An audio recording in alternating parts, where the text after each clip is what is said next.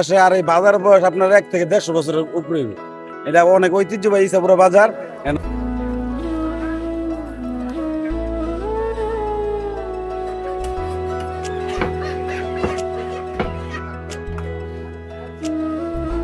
Hello viewers, আসসালামু আলাইকুম। MD Rubel block 89 আরও নতুন একটি ব্লক নিয়ে চলে আসলাম। আজকে আমরা নারায়ণগঞ্জ জেলাধীন রূপগঞ্জ উপজেলার রূপগঞ্জ সদর ইউনিয়নের ইসাপুরার ঐতিহ্যবাহী এই বাজারকে নিয়ে কথা বলবো। যেহেতু এই বাজারটি প্রায় 100 বছরের পুরাতন একটি বাজার, এই বাজারের দৃশ্য আমরা আজকে তুলে ধরবো। চলুন তো ইসাপুরা বাজার এই শুক্রবার দিন সাপ্তাহিক হাট, সেই হাটে কী কী ওঠে সেগুলো আমরা দেখানোর চেষ্টা করব।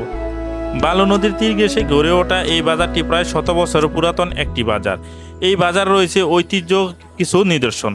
তার মধ্যে অন্যতম হচ্ছে, দেখতে পাচ্ছেন এখানে যে সবজির দোকানগুলো রয়েছে, এক একটা সবজির দোকান যেমন এক একটা আড়তের মতো মনে হচ্ছে। আসলে এখানে প্রচুর পরিমাণ সবজি আমদানি হয়, তার একটি কারণ যে এটা একটি কৃষি এলাকা, যার কারণে এখানে প্রচুর পরিমাণ সবজি চাষাবাদ হয়। আর সেই সবজি কিন্তু এই বাজারে নিয়ে আসে হাট বেড়ার দিন। বিশেষ করে এখানে পূর্বাচল নিউ শহর হয়ে যাওয়ার কারণে কিন্তু এই বাজারটি মাঝখানটা একটি ধাক্কা খেয়ে, সেই ধাক্কা কাটিয়ে এখন এই পূর্বাচল উপশহরের যে প্লটগুলো রয়েছে সেখানে বিভিন্ন কৃষকরা চাষাবাদ করে কিন্তু এই বাজারের চাহিদা পূরণ করে যাচ্ছে সবজি দিয়ে। এবং এখানে কিন্তু কিছু ঐতিহ্য রয়েছে, সেই সম্পর্কে আমরা জানার চেষ্টা করবো এখানকার স্থায়ী এক দোকানদারের কাছ থেকে জানার চেষ্টা করবো। তারপরে আমরা আবার আসতেছি। এই এলাকার সবজি অনেক আছে, তারপরে বাইরে থেকে কিছু আসে। আর এই বাজার বয়স আপনার 1 থেকে 150 বছরের উপরে। এটা অনেক ঐতিহ্যবাহী ইসাপুরা বাজার, নাম করা। আর আমাদের এলাকা সবজি পাবেন সব টাটকা সবজি। সকালবেলা গৃহস্থ সকাল সকাল গাছ থেকে কাইটে নিয়ে আসছে।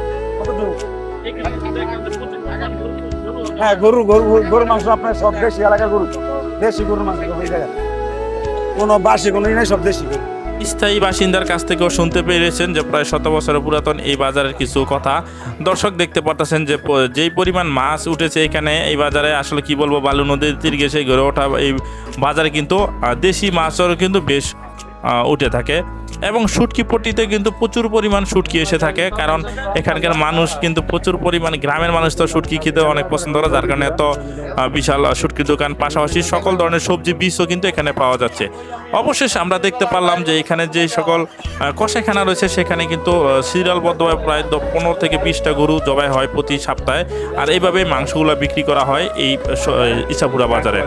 এবং সেই ছোটোবেলার কিছু দৃশ্য কিন্তু এই বাজারে আসলে মনে পড়ে যায়। নিমটি করির দোকানও কিন্তু বসে থাকে বেশ।